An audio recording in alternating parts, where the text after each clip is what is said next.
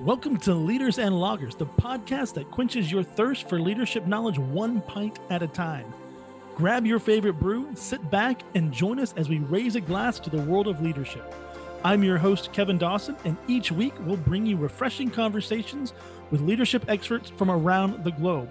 We'll dive into the minds of CEOs, thought leaders, and change makers, sipping on the secrets of their success. From the boardroom to the brewery, our guests share their unique perspectives on what it takes to lead in today's ever-changing world. Well, good morning and welcome to Leaders and Loggers podcast. I'm your host, Kevin Dawson, and today I am joined by a good friend who I've got to know over the last few years, Amir Eftekhari, who is the President of HealthEZ. Amir, welcome to Leaders and Loggers. Kevin, thank you so much for this opportunity to chat with you this morning. It's always great to learn from friends like yourself. We've met in the past in person, and we've broken bread, and I respect your style and what you're trying to accomplish here. So thank you. Well, it's my pleasure to have you on, and it's been really neat because not only did I get to visit with you, I got to sit down and visit with your team, and I really have great admiration for HealthEZ, not just for what y'all do in our world, in our industry within insurance, but how you've really created a very fantastic corporate culture that I think other leaders really need to learn how to emulate, because I was just that blown away with what you've done with that team. Thank you so much. Yes, as you said, it's all about the team. It is absolutely about the team. It's not about anybody in particular. And I am no better than anyone else on this team or anyone else anywhere. I'm just a member of a team, and I try to contribute to our team and to serving members. That's really what it's all about. That's the culture that was built, I'd say 42 years ago when this company was formed, and now that it's a much bigger company and much more national in scope. It's still the same thing. We're thinking service. We're thinking one-on-one service. Every member is a VIP, and our team serves. And so that is really, the credit goes to our team here. And I'm here to give that credit every day to our team. Well, before we jump into our conversation, as always, we start off with what beer are we drinking today? And today, for the first time ever, I'm drinking a non-alcoholic beer. I love it. Cheers. And cheers. And you'll love this in my HealthEZ mug. Thank you. And your HealthEZ cap. And my HealthEZ polo. Oh, wow. You really are. You're promoting us well today. Thank you. I'll have to take a picture of you with the mug and the cap, of course, the polo. So thank you, Kevin. Yeah, absolutely. Well, I appreciate all the swag that y'all have sent down this way over the years, and our pleasure. And awesome marketing department, awesome team that does all of our marketing, and a company that does all of our swag, and excellent group of people here in marketing and our outside company both. They've been phenomenal. I know Paige and I had gone back and forth on your marketing team, and trying to find ways to collaborate. Not that this is a HealthEZ commercial. This is just no, not at all. This is just me going, hey, this is a really great organization that I think people just need to hear the story of. And if you're a leader, doesn't matter if you are a leader of 2 people or a leader of 500 people, like, trust me, you need to hear the HealthEZ story about just how this team works, how they've grown, because I've seen all sorts of different organizations within our industry in healthcare, and I have not found anybody who matches the type of culture and the kind of people that operate at HealthEZ. And so, and I say that from the bottom of my heart, like, I am that impressed. I really appreciate you and your confidence in us. As I mentioned, the whole company culture was on the basis of serving members. So we have thousands of members that we serve. Call us a healthcare company, call us a third-party administrator, TPA, call us a technology company, People have to trust our organization to let us serve their members. It's that simple. And a few hundred customers have trusted us to serve their employees. Their employees are their biggest assets. It's their, their biggest, cost structure on their cost expense on their P&L, and they're allowing us to serve them. So the whole concept was every member is a very important member to us. Every employee of these companies is a very important, person that we serve. And they don't have to be CEOs, CFOs, etc.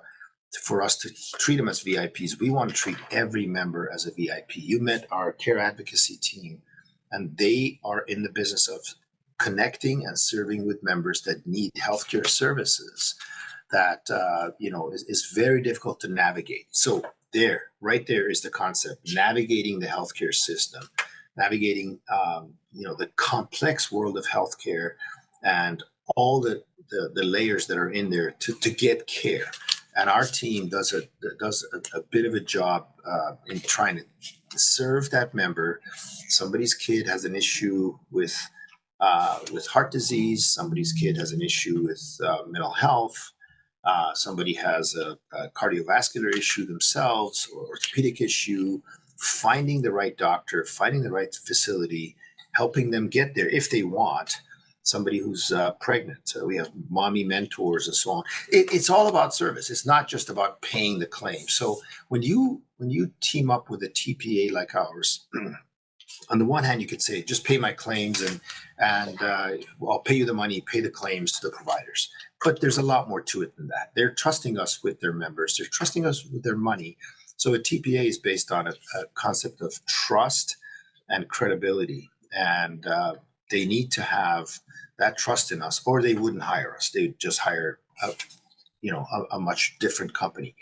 So having said that, the concept of our company from day one was every member who calls us is calling us because they need something in the complex world of healthcare. They're not calling us to take us to lunch. They're calling us to ask for help. Therefore, we answer the phones with live human beings. We try to answer them as fast as possible in under 30 seconds. We have a custom app. We have a custom website for each client. And every member is a VIP.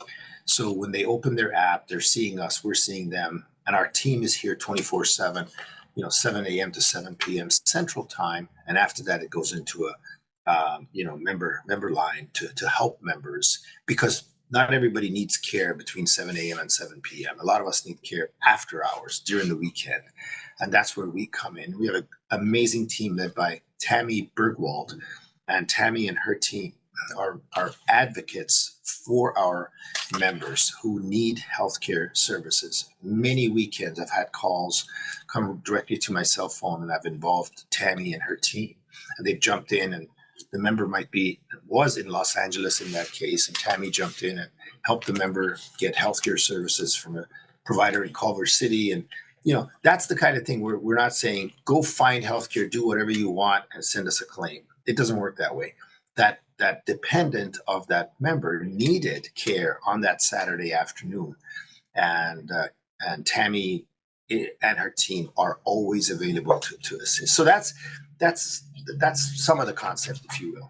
Yeah, I remember meeting Tammy and just the stories that she shared, and the one that stuck out to me that was the most memorable was talking about just the level of service with. I think y'all had a client who was an oncologist. And one of the doctors there, their daughter had leukemia, and just checking in with hey, how's it going? How can we help you? And just being very proactive. Just like, and I'm sitting here going, one, I've never heard an insurance company ever do this. Two, this doesn't seem like it's very cost effective if you're in insurance to be proactive. But then as they were telling the story, like, just saying like, hey, we're checking in, and the doctor's going, we've been in chemo all weekend. And so, we haven't had a chance to go get groceries, and y'all Instacarted groceries to her. And like, Tammy's like tearing up, telling this story. And I'm going, this is different. Uh-huh. This is different. Yeah. I've not seen this before. And we had a member that had to go to the hospital, but they needed care at home for their pets, and they wouldn't go to the hospital, and they needed to go in there and get IV and get antibiotics and stuff like that, and they just refused to go in. And one of our team members went to their home and watched their pets when we convinced them this may be the best time for you to go to the hospital because you're dehydrated, you need IV, you've got pneumonia. This is not a safe time to be at home. And, and of course you get to the hospital and there's wait times at the emergency room and you have to call and connect and help the member get into the ER. So those are the types of things. And it's so different than just pay my claims and save me money and find me reinsurance. The transactional side of it is pay my claims. Here's the money, pay the providers. There's so much that goes into it before you even see a claim, before you do that first call with the member or with the doctor or the hospital saying, hey, Kevin is here, he needs care.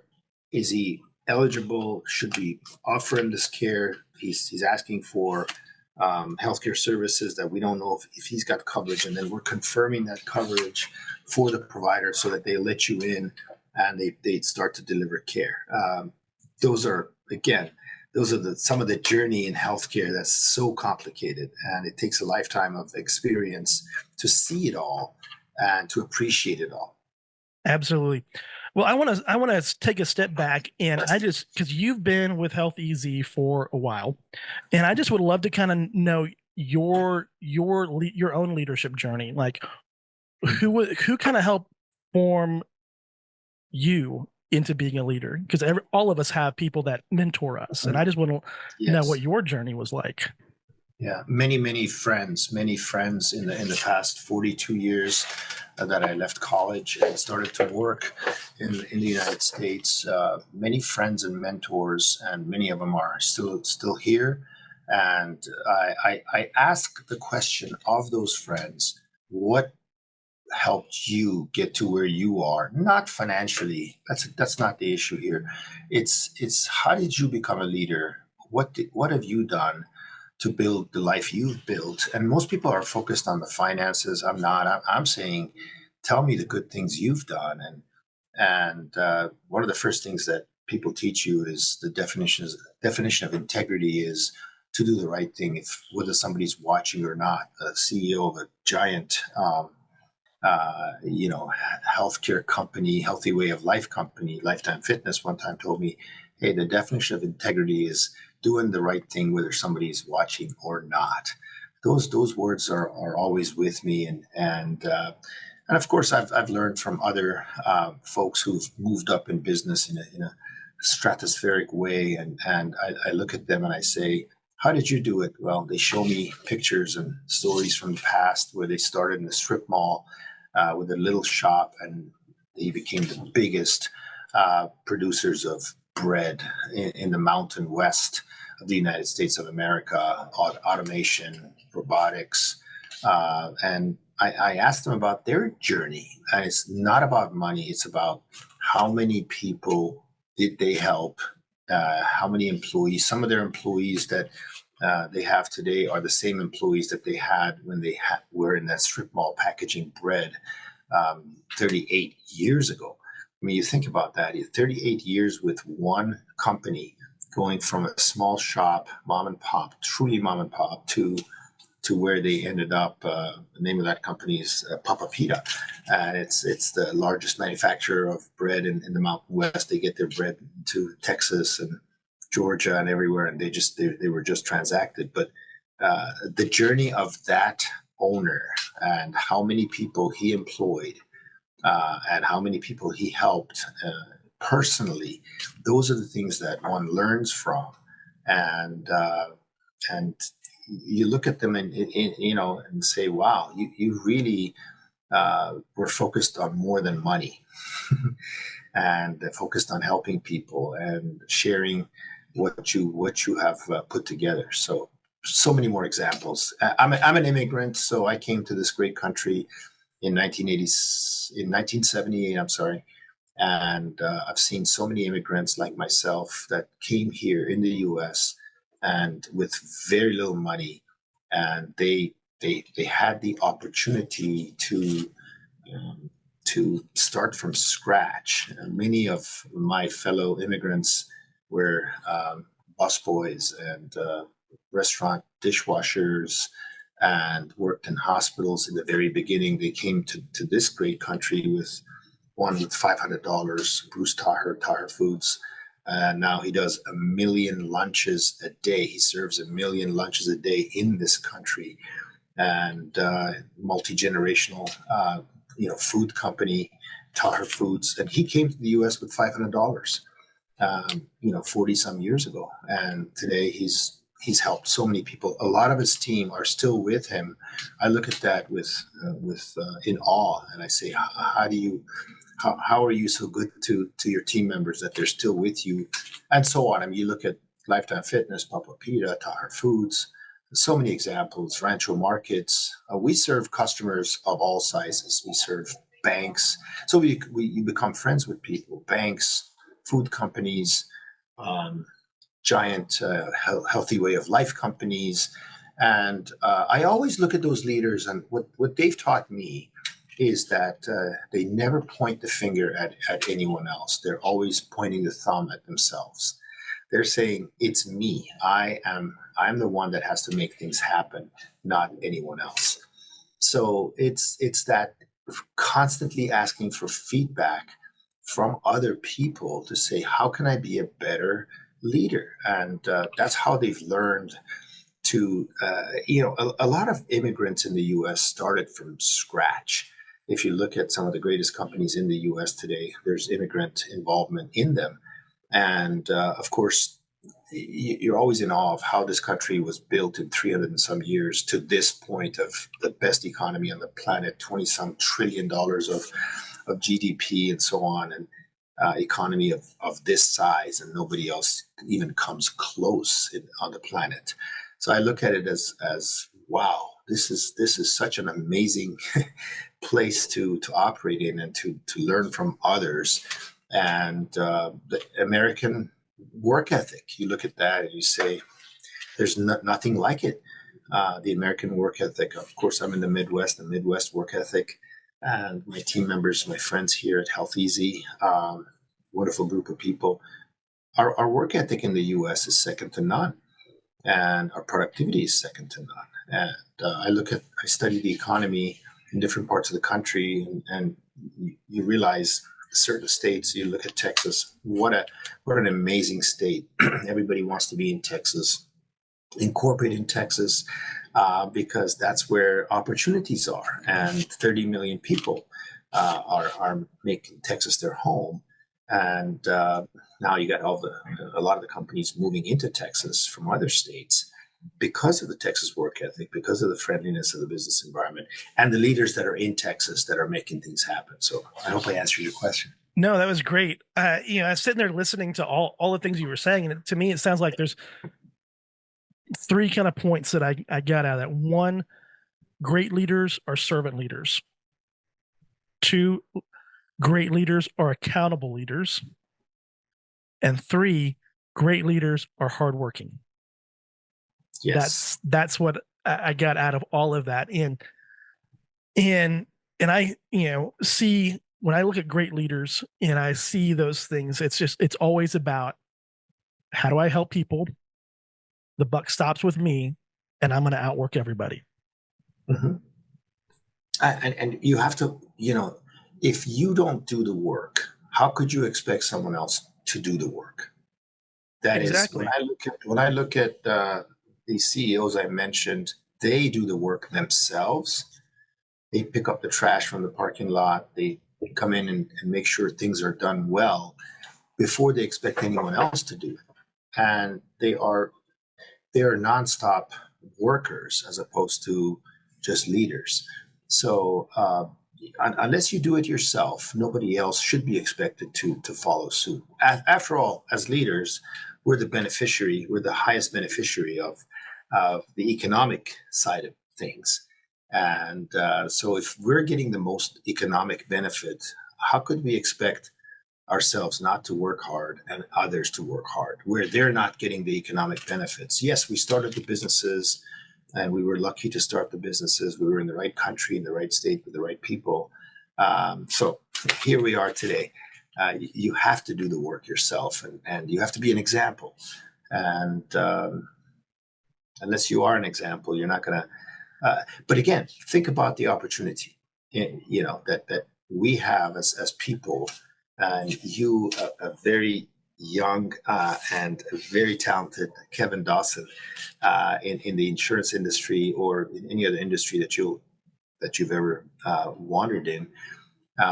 Look at how much you can do by just looking at others and how the journeys that they've taken. And 30 years from now, you are exactly like them. You've got everything going for you, and you've got so much accomplished, and you're sitting there and you're sharing the wealth with others at that point. So that's what I respect about the model that we're in. So I want to ask you about this quote that you've got pinned to your LinkedIn because I love it. It's from Harvey Firestone. And it says, the growth and development of people is the highest calling of leadership. And, and you kind of go on and expound on it. But I want you to just think about that quote just now. What does that mean to you? Well, to me, it's, again, sharing knowledge, sharing experience with others, primarily younger people. If you don't nurture younger people and allow them to travel the journey, you really haven't done anything. You've just been successful and have taken the fruits of your success, and you're not sharing it with anybody. It's not the financial sharing. That's one aspect. The other side is sharing the knowledge. A great friend of mine, Greg Smith, he's always taken very talented people and he's nurtured them, and he's made them successful using his experience. And they've gone on to sell their companies for lots of money and so on. And Greg's model always is help younger people succeed, teach them how to succeed. And in fact, he wrote a book called No Locked Doors by Greg Smith.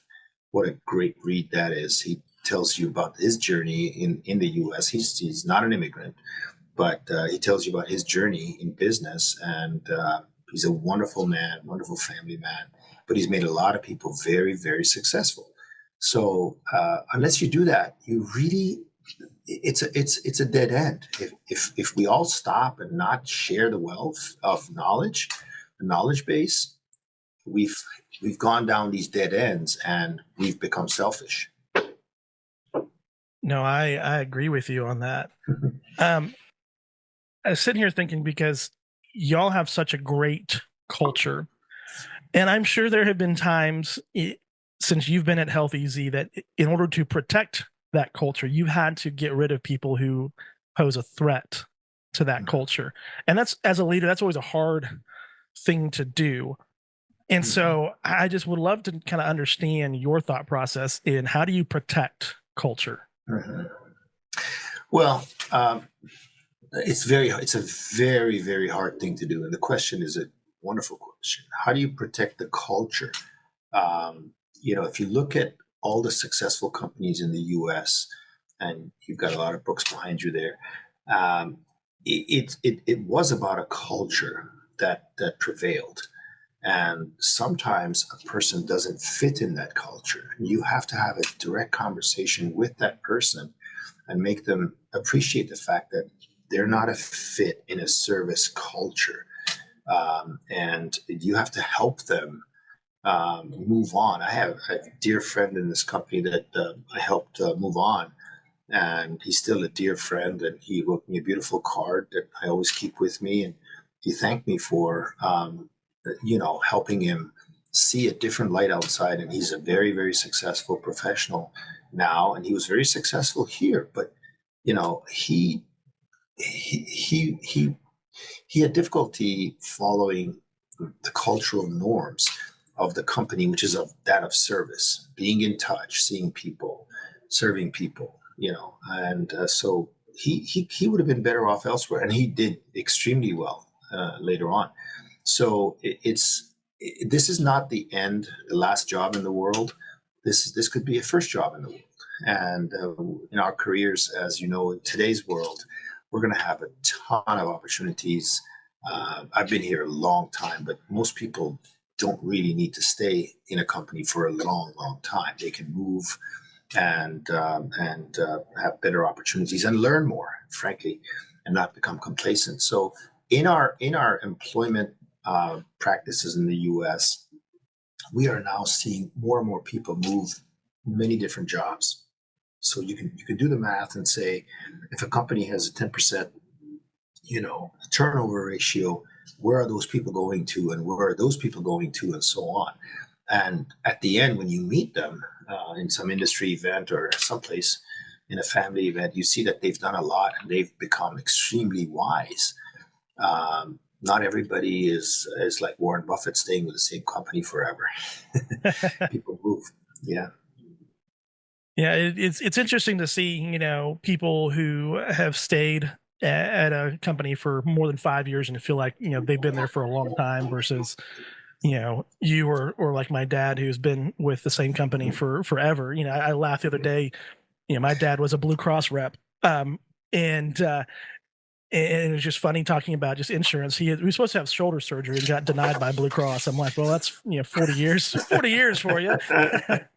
Yeah. Like, no, just needing more physical therapy first. I'm like, yeah, but you don't see that as often. And as technology has changed and the remote workforce has changed the ability for people to do things. There is a lot more mobility, and cultures have changed with that. And I think for a lot of organizations, though, even with all of those changes, you can still maintain a great culture and protect it, even when things are as fluid as they've been. Mm-hmm. And young people have the opportunity now to work someplace, leave and go start a business using technology, using their connections and friendships and brain power and their education to go start a business very easily. Whereas in the past, if you wanted to start a business, it would have been a lot more difficult without the advent of technology the way we know it today. So you look at companies like Google. I mean, phenomenal place to work, wonderful place to work, very friendly. But at some point, people leave Google and go do something different and bigger, maybe better. And so they want to use that knowledge to do something different. And young people can do that. And they're encouraged to do it because look at the opportunities out there. Not all financial, but how to be happy, how to be happy in what you want to do and what your family wants to see you do. Absolutely. Well, Amir, it is time for last call. And so for our listeners this week, what is something that they can be doing to be a better leader? Again, look at yourself. See, what is it that I can do to help my team? And go offer it to the team. Listen, absolutely listen every day to what your team members have to say. Listen to what your customers are saying. Listen to what your distributors are saying in any business. It doesn't matter. Serve with true intention of being the best service, whatever business you're in. If you're in trucking or banking or the way of life companies, gyms, whatever business you're in, brokerage, health insurance consulting, whatever you do, listen to the customer and ask them what they want and see if you can deliver based on the parameters that you have available to you. But listen, the absolute art of listening is becoming much forgotten because we don't see other people anymore. And not everybody's as kind as you to come up to Minnesota and look at our company and break bread with us. And I really appreciate the fact that you did. And here we are today as friends. But we don't see as many people anymore in society based on all the events in the last few years. We are stuck in the office or at home behind a big monitor, and the human interaction is becoming much more difficult. And it's sad when we don't see other human beings. We are social creatures. And if you take a social creature and put them in a situation where they can't see other people, they will lose their edge. They will lose their friendliness. They will lose their kindness. So listen, see people, touch base with people, get out and see people. I will say that to all the young people and all old people like myself. Go out and see people, interact, spend time with other human beings, help other human beings. Take some of the wealth that you've created, no matter what you make, and share it with people who need it. And that's one of the things we do here at HealthEZ is we're giving to different organizations around the country, and our employees are taking the profits and handing it out to people who need it. And but being alone behind a monitor is not, and that's what you're promoting today, Kevin, is interaction. You're interacting here, and I respect that. You could have done this on a phone call, but you're doing it on video. It's much more effective. Next time we're going to do it in person. Have that drink together in person. And so yeah, those are some of my but don't expect others to do something you're not going to do. Do not expect that. Do it first and then expect of others to do it. Is that fair? Is that That's you great. tell me. Yeah, Now yeah. I want to interview you. What do you think about what I'm talking about here? Correct me if I'm wrong. No, when you said get out and see people, from the time that you and I met, and then I went to work for a small tech company, and I was miserable. I love the people there. The people are fantastic, but I miss getting in front of people. I talked to 1,300 brokers all from this very spot, and very much like you, I'm a people person. I need to get out and I need to go see people, and so it's like I need to get back to doing where I'm out in front of people and just talking and listening and seeing how can I help in the very much the same way as you shared today.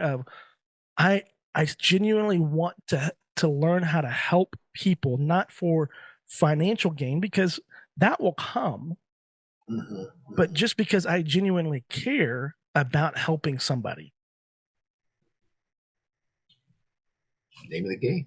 Exactly. Well, Amir, how can our listeners learn more about the amazing work that HealthEZ is doing? Well, again, we have a wonderful team here, HealthEZ, Minneapolis, Minnesota, Bloomington, Minnesota, to be exact. We serve customers nationwide, and we're a healthcare, high-touch, high-tech healthcare company. Some people call us a third-party administrator. Some people call us amazing patient advocacy company. Some people call us a health plan. Pick your term. We are here to serve you. We are here to hear from you. We'd love to come out and see you. We have regional vice presidents and top account managers, vice president of account management in different states, in your state, Kevin, of Texas, and many other states, Georgia, some of the other southern states that you've operated in. And we're out there. We want to see people. We want to serve people. We want to see employers and members. And our team here is ready to go every day and ready to serve. And if you look at our service levels and our feedback that we're getting from our members, customers, members, you will see that our scores are extremely high in terms of service mentality that far outweigh what others are doing in the bigger companies. And call us a boutique, that's fine. Yes, we are a boutique. At the same time, we're a boutique that really has all the technology and all the services of anyone with any size in our industry. I love it. So, with that being said, I just want to say thank you. Thank you for 2 years of friendship and just a chance to sit down with you and have this conversation. I know we've had many great conversations, but this one truly is the best one yet. I consider it an honor to learn from you, Kevin, and I consider you a great friend. And I look forward to seeing you in person very soon, in any setting, Texas, here, wherever, and so we can continue our great conversations. Truly appreciate you. Absolutely. Well, thank you so much for listening to the Leaders and Loggers podcast. If you have not subscribed, go ahead and hit that subscribe button. And you can find us on all major streaming platforms as well as watch us here on YouTube. Tune us in next time for another Pint in Conversation.